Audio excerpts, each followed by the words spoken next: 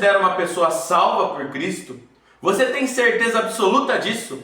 Irmão, fica até o fim desse vídeo, que eu vou te mostrar como você pode ter certeza se você foi ou não salvo por Cristo ainda em vida.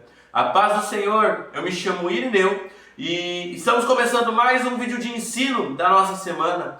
Nessa semana, irmão, a gente vai estar falando sobre um tema que é muito importante para a nossa vida cristã: o fruto do Espírito.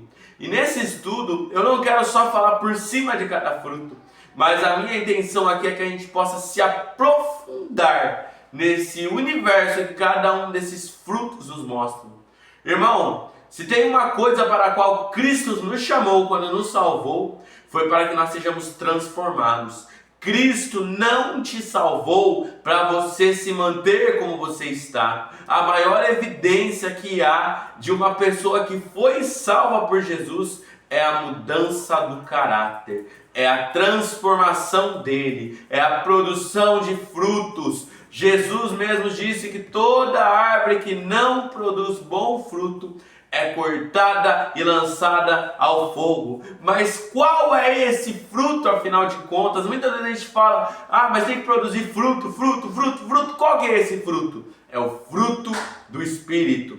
Quero ler para vocês a passagem base de hoje, que está em Gálatas 5, 22, 23. A palavra do Senhor vai nos dizer assim: mas o fruto do Espírito é amor, alegria, paz, longanimidade, benignidade, bondade, fidelidade, mansidão, domínio próprio. Contra estas coisas não há lei.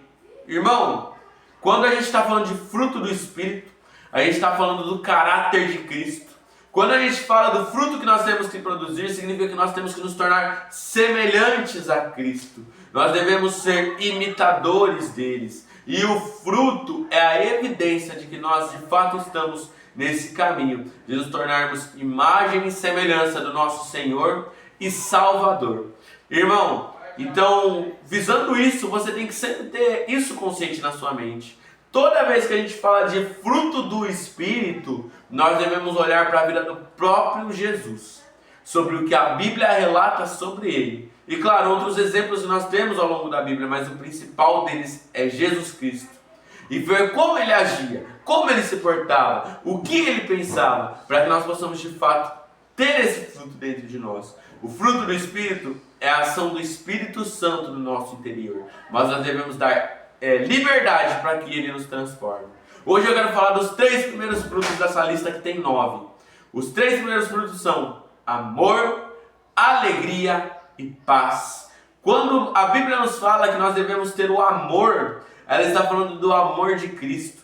Não é um amor puramente emocional como nós temos nos dias de hoje, no qual pessoas que acabaram de se conhecer, não têm nem poucos meses, já falam que se amam, já falam que querem estar a vida toda uma com a outra, que muitas vezes esse amor, que é um fogo passageiro, é mais uma paixão do que um amor.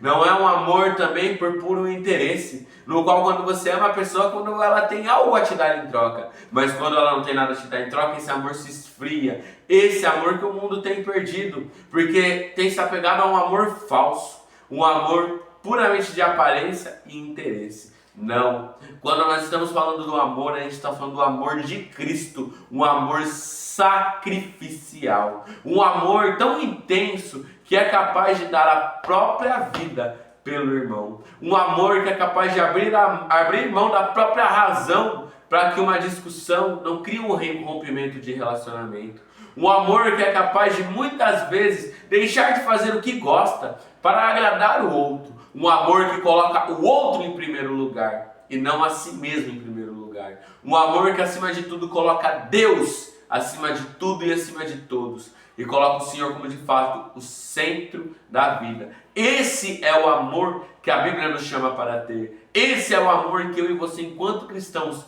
devemos ter. O amor verdadeiro, o amor que Jesus teve conosco, o amor que perdoa tudo, o amor que não quer ver o outro em situação ruim, que não se alegra com a tristeza do outro, um amor que não inveja, que não é egoísta, mas um amor que tudo crê, um amor que é capaz de fazer tudo por aqueles que estão ao seu redor, simplesmente por amar, não por algo em troca, mas por amor. A exemplo daquele que tanto nos amou, que amou o mundo de tal maneira para dar o seu único filho pela nossa salvação. Isso quando nós ainda éramos pecadores, sujos e afastados dele. Mas Deus, pela sua bondade e pela sua misericórdia, ele nos mandou Jesus para nos salvar. E é nisso que Deus dá prova do seu amor e exemplo do seu amor, para que nós, buscando ser semelhança dele, desenvolvamos esse amor no nosso interior. É esse o amor que eu e você devemos buscar, irmão. E você só vai entender esse amor para que você possa repeti-lo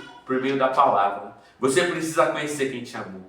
Você precisa conhecer aquele que fez de tudo por você, porque Deus é amor. Jesus nos amou. E se nós queremos de fato amar, devemos entender o amor que ele teve por nós. Por isso, dedique tempo para você ler essa palavra e se aproximar daquele que é o amor.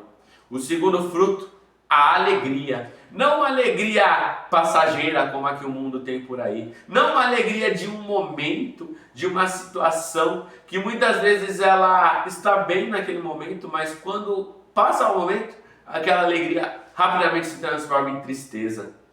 Não é uma alegria que está ligada a um prazer, seja um prazer sexual, seja um prazer motivado por qualquer outro tipo de coisa. Não.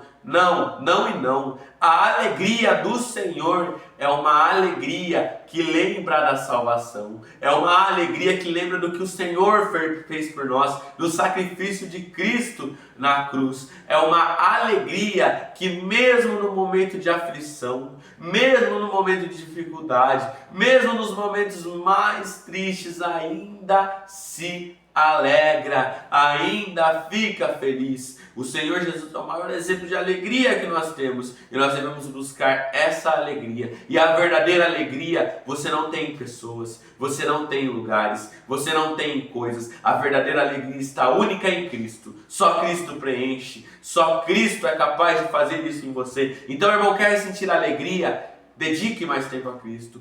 Viva por Ele, esteja nele, busque comunhão, busque intimidade, e você verá a verdadeira alegria em ti. E a paz, o terceiro fruto, a paz. Interessante, irmão, que essa paz não é a ausência de guerra, como é o conceito que o mundo tem de paz. Não, a paz do Senhor não é uma ausência de guerra, não é uma ausência de conflito, também não é uma paz que ela é feita de forma forçada, no qual ela só existe por meio de uma força maior que obriga ela a existir. Uma paz que muitas vezes, na verdade, ela é fingida. Quando você finge ter um relacionamento de paz com o teu irmão, mas dentro do seu coração você deseja o mal dele. Dentro do seu coração você queria consumi-lo, destruí-lo se você pudesse. Mas você não o faz, talvez por uma questão puramente ética e moral. Não. A paz que é o fruto do Espírito é a paz que excede todo o entendimento. É a paz que, independente de a situação, se você está bem, se você está mal, se você está passando por tempestade ou se você está em tempo de bonança, independente da situação, você se sente em paz, porque você sabe quem está contigo. Interessante é que o judeu tem uma palavra muito interessante para paz, que é shalom, que é uma paz que transcende o conceito que nós temos aqui no Ocidente. É uma paz completa de espírito, em todas as áreas, espiritual, emocional, familiar, social, pessoal. Irmão, essa é a paz que nós devemos ter, a paz que ela é completa, e o único que consegue essa paz completa é Cristo, é Jesus. Então, irmão, nós devemos buscar a paz do Senhor, a paz dele plenamente na nossa vida. E muitas vezes a gente deseja a paz com outras pessoas, nós falamos isso no automático. Mas nós devemos desejar essa paz e ter essa paz conosco de uma forma sincera e de total dependência. Acreditando e confiando que, independente do que a gente viva, o Senhor está no controle. Ele é a nossa paz. Então Ele está conosco. Irmão, nós temos outros 6 frutos para tratar, que eu vou estar tratando nas próximas aulas, porque é uma lista longa. Esses frutos são muito importantes para nós termos o nosso caráter transformado, mas eu acredito que eles vão edificar muito a sua fé. Então não deixe de assistir nas próximas aulas desse ensino que começamos hoje segunda-feira, vamos ter na quarta e na sexta-feira também. Se esse conteúdo te abençoou, comenta abaixo, amém. E se você crê que da mesma forma que te abençoou, pode abençoar outras pessoas, compartilhe esse vídeo, irmão. Não segura a bênção só para você não. compartilha com seus irmãos, para que eles também possam ser transformados por meio da palavra de Deus. Que o Senhor Jesus abençoe muito a sua vida. Amém.